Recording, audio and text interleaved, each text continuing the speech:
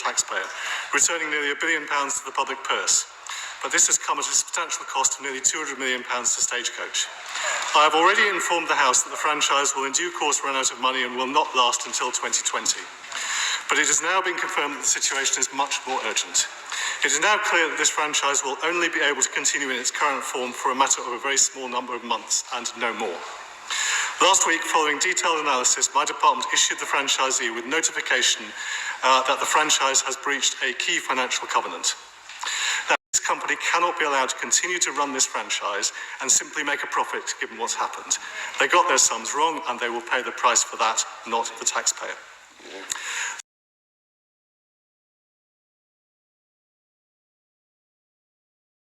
Profit for taxpayers. It has over the course of this franchise so far, and it will in the future. Now, Mr. Speaker, there will be those who claim that because Stagecoach overbid, it should be excluded from bidding for future franchises. I have to be clear, the legal advice on this is clear.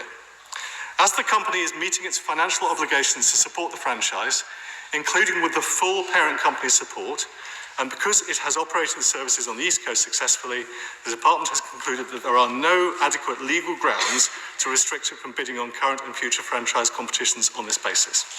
You will understand, Mr. Speaker, it is my duty to follow legal advice.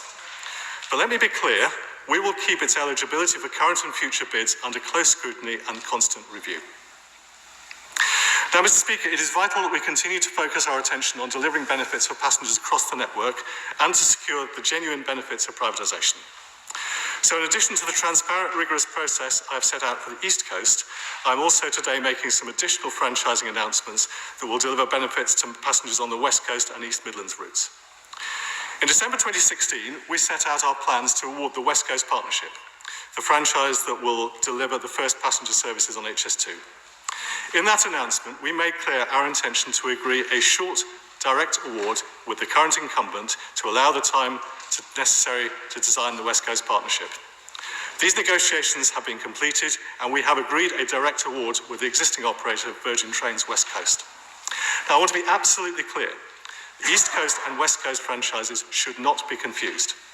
As with the East Coast, the operator is meeting all its financial obligations, but the West Coast franchise has a completely different corporate structure where Virgintrains is the majority shareholder.